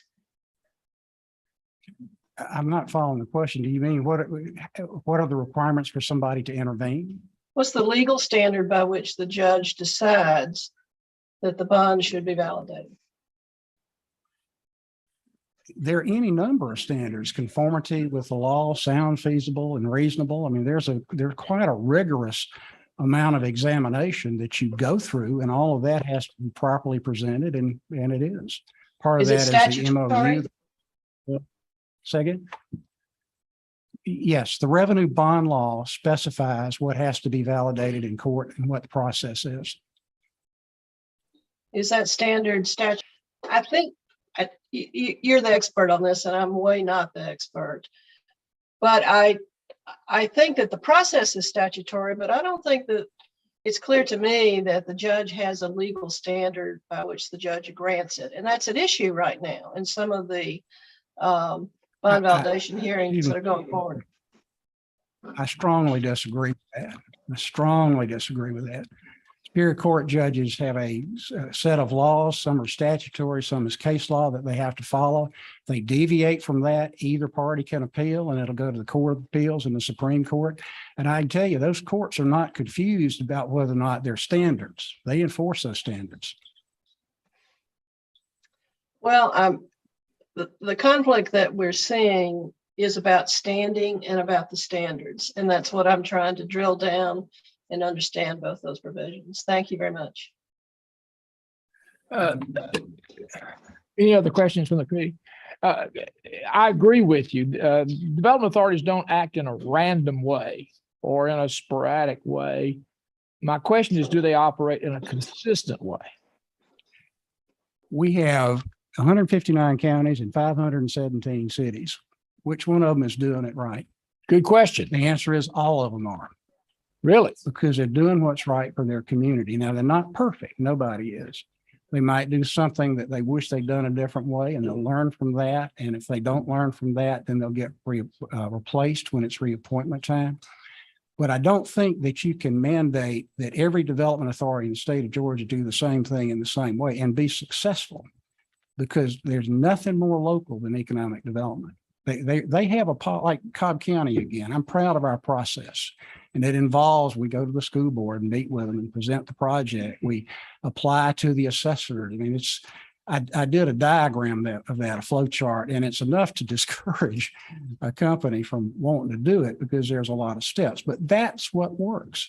In Cobb County, when GASB 77 came out, and it was the end of the world because you had to disclose property tax abatement so they could be put on financial statements, nobody cared because we were already doing it. But you do, if you sit down and have breakfast with folks at the coffee place in the morning, and the people that need to know what's going on are there, that's your process. If you go to the formal meeting, that's another process. But what works is what is local in every case. Do you feel that a development authority should have a memorandum of understanding with their governing body? I think that a development authority should, for legal reasons, have a memorandum of understanding with their prospect. I feel like they should have good relations with their stakeholders, including the entity that appoints them, because that's good business. Does that need to be memorialized in a document? I think that depends on case to case. Do you believe that development authorities should have a standard process to evaluate projects like we've heard here today, as far as a tool to score projects and that be pre-approved by the governing bodies? I believe that a development authority should have an internal process, and they should have the right tools. As you've heard today, even nearby communities have different goals, different standards, and different process. So I don't think they have to be consistent between each other, but internally consistent. Yes, you don't want to be accused of favoritism, being arbitrary, I mean, that's just not just wrong, but it's stupid. Right. So yes to that. But should that be something that the governing bodies agreed to? Yes, if that's necessary for economic development to take place in the community. No, if it's not. I wouldn't suggest that every community have the same memorandum of understanding or the same scoring model or the same focus, but perhaps it would be helpful if they at least had something that documented their process. I happen to agree with in terms of documenting the process, because if you don't write it down, how do you know what you're doing? Whether that takes a vote or not, again, I think that depends. And I have to, go back to the Constitution. In the Constitution, the governmental mission of development authorities is economic development. The governmental mission of the school districts and Board of Education is education. It's not economic development. The governmental mission of a county is to be the unit of local government in a county, same for a city. Everybody's got their jobs to do, and they're different jobs, but they're best done if in harmony. So I'm in favor of that. Good. I would agree. Harmony essentially supports the entire community. It does. And if you're disharmonious, if that's a word, you're not going to get a prospect to come there. They look and see. If you're fighting with yourself, that's not a place to invest $10 million or $1 million or $100 million. It just isn't. Further questions? Anything else? Thank you, Dan. Thanks We all. appreciate Good to see you again. Good to see you. All right. We're close. We're close. Matter of fact, might be slightly ahead of our time. No, just a little bit behind. We're going to now wrap it up. Andrea, help me. Sure. Andrea, Schreier, and Benji. I know Thompson. I got that. And Charlie. And is Charlie here? Still here? Mosley, come on up. You come up at least sit on the front row so we can see you back there. You're playing Baptist in the back, so we're gonna have to bring you up to the front. Okay, let's kind of gain the final insights into how you feel development authorities operate, function under the best practice model, and what your suggestions might be. Thank you, Mr. Chair. Would you like to introduce yourself? Yes, I'll introduce myself. I'm Andrea Schreier. That's Fryer, Dryer, Schreier. Fryer. That way you'll know how to pronounce it. I'm the Executive Director for the Valdosta Lowndes County Development Authority, but I'm also immediate past chair for the Locate South Georgia Board, as well as I'm immediate past chair for the Georgia Economic Development Association. Thank you. And I guess we'd like to be here as the most recent chairs of GEDA to answer any questions you might have, but also just to wrap up what you've heard today. We've hoped we've provided you with, our members have. And by the way, let me say how proud I am of the GEDA members. That includes Dan McCray, who spoke to you today. These people are doing such good work statewide, and we're very happy that they were with you today. We've asked some talented people to speak on our behalf today, so we appreciate that. We hope they provided you with a good cross-section of how economic development is successful throughout the state. We hope that we provided you with a good list of best practices. I think you've gotten a lot of best practice information from the people that came up. And we hope that we've shown you, as Dan mentioned in his comments, that while the things that we do as development authorities are similar, it's not a one size fits all. What works for Douglas County does not work for Bullitt County. 15% of our projects are not non-tax abatement projects. I think in Bullitt County, in my tenure, I think we've won 7 significantly sized industrial projects, and 6 of the 7 received tax abatements because they wouldn't come to Bullitt County otherwise. So there are different ways to do economic development. And as Dan mentioned, they all can be right. They all can be better, and we can learn from each other. But Mr. Chairman, and to the committee, we're happy to answer some questions. Charlie's a resource as well, so please. Questions. Chairman Oliver. Thank you. We'll start with. I'm very appreciative. Thank you. I'm very appreciative of your presentations today. Very helpful. I interpret Mr. McCray's comments to be that he has no specific recommendations for any statutory changes. And I believe he said before he did not approve of any improvement of the process of issue of standing. Have you tasked your board or your staff to evaluate whether or not you wish to make any recommendations to this study committee other than we think we're doing a good job and please let us continue? Or do you have recommendations that you want to make? Well, the first thing I'd say, Madam Chair, is that I will never speak for Dan McCray. He can take care of himself on that front.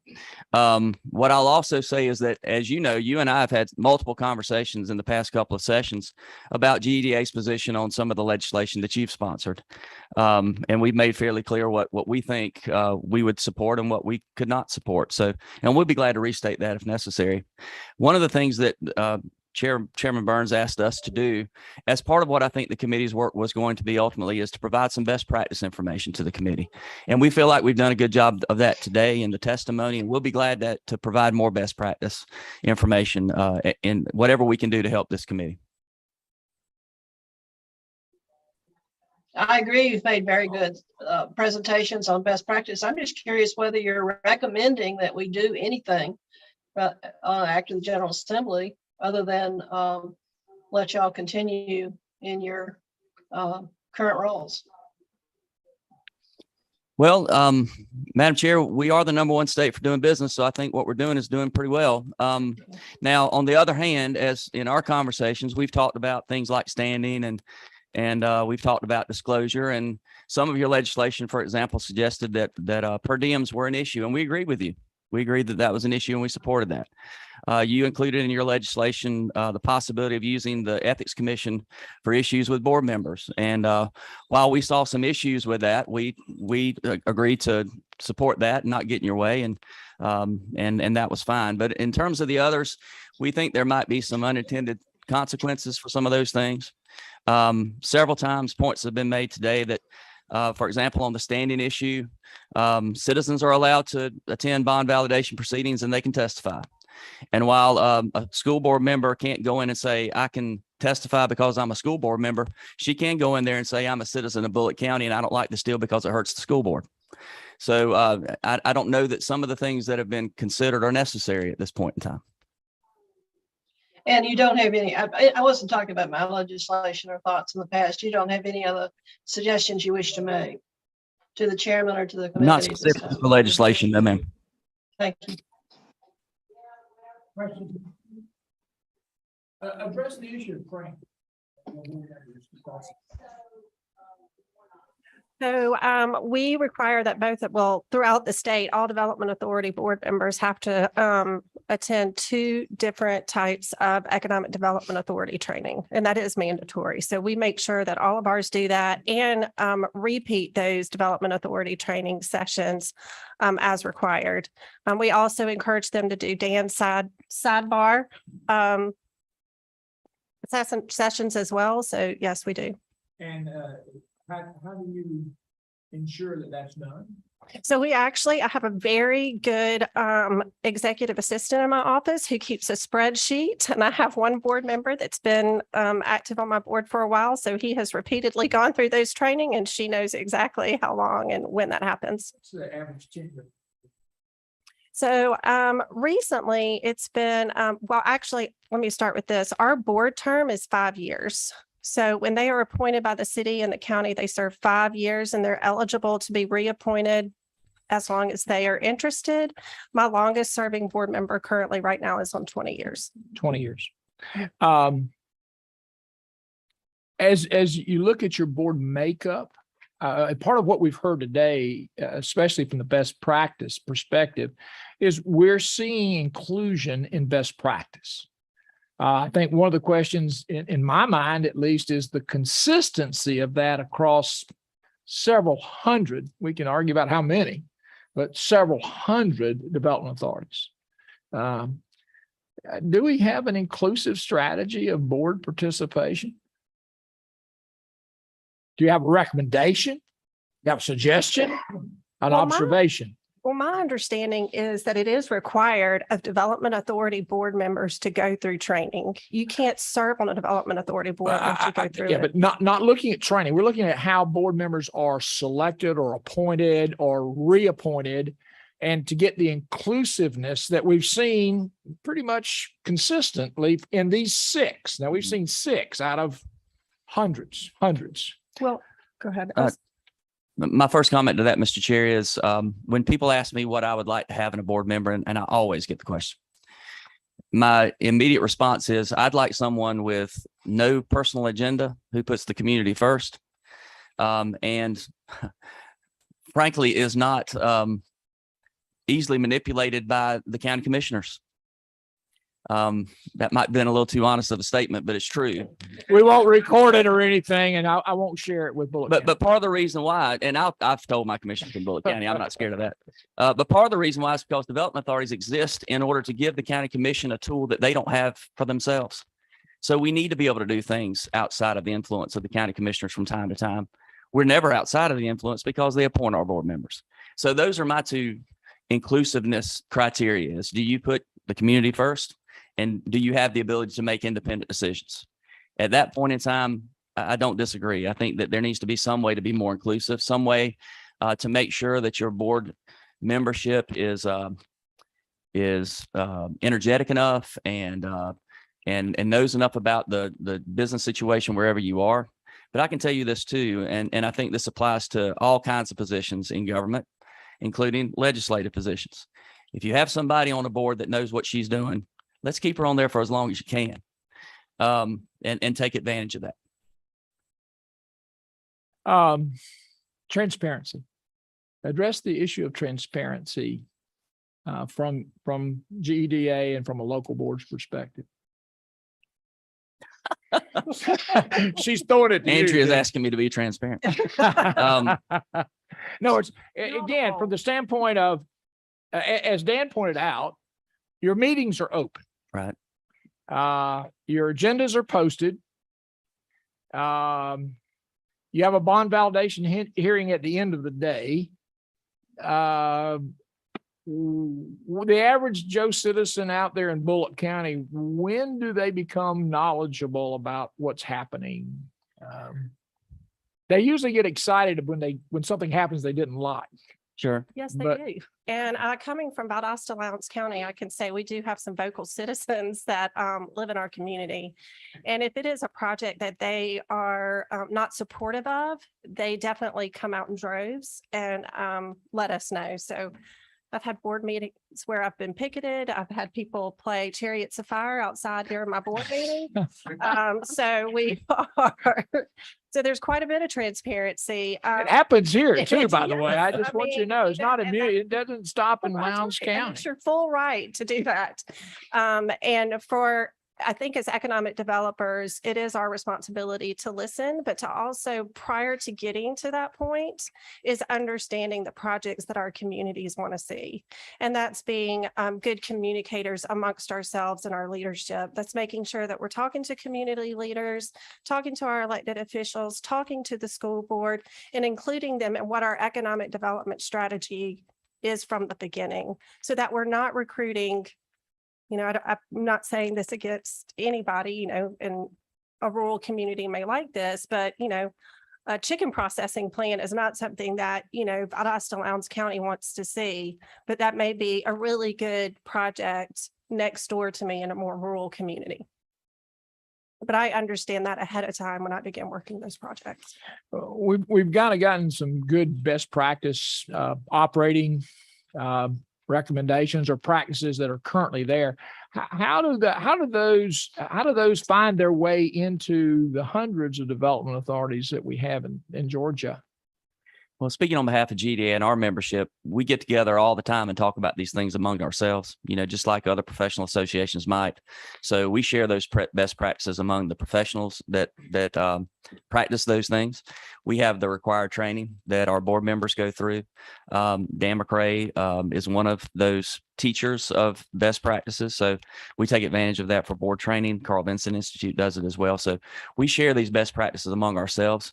You know, the economic. But there's no review or analysis of who has adopted them or who is practicing them. No, sir, not that I'm aware of. Okay. So we can evaluate and study and communicate, but we wouldn't necessarily know whether or not they were adopted or actually put in place. There's not an economic development accreditation agency. No, sir. Should there be? No. You don't want to share that committee on accreditation for? No, I'd rather not. I'm plenty busy. Thank you. Last time I talked with Mr. Thompson, he was looking for someone who spoke Korean. Okay. And I you couldn't, Mr. And I Chair, so you couldn't were help working. you. I'm not a resource of any value whatsoever for Bullock Authority. Okay. I appreciate it. Thank you. I appreciate the input. I'll wrap it up by asking the committee if they have any further questions. Senators? Right, Senator Rhett?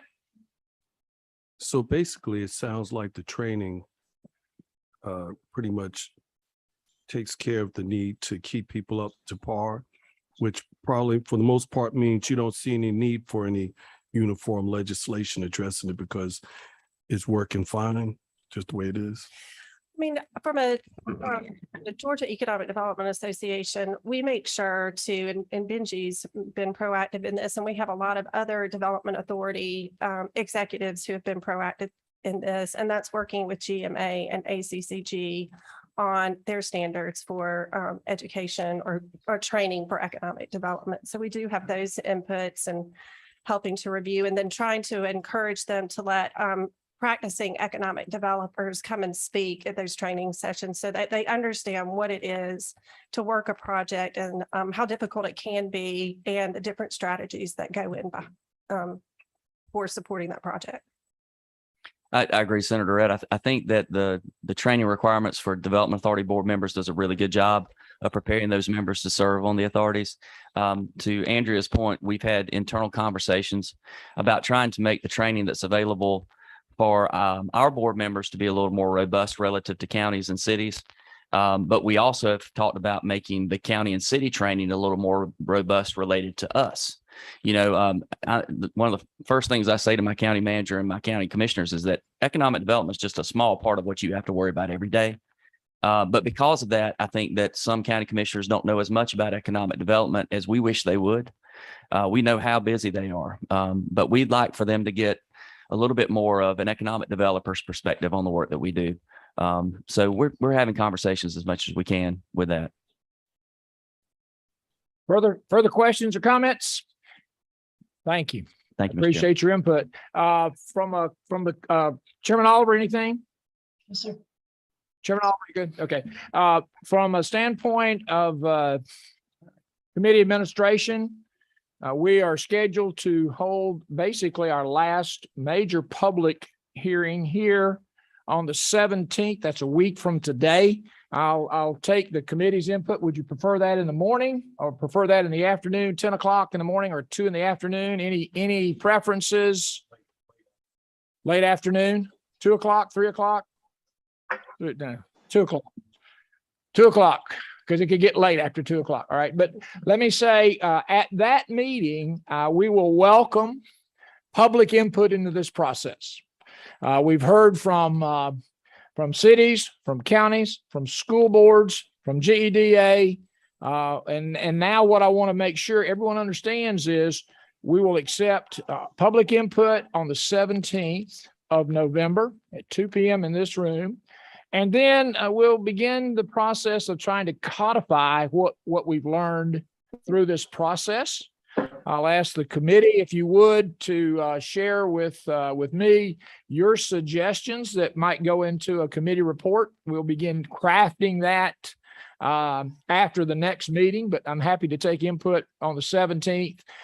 We will likely have one additional committee meeting to discuss that sometime after Thanksgiving, likely the 30th.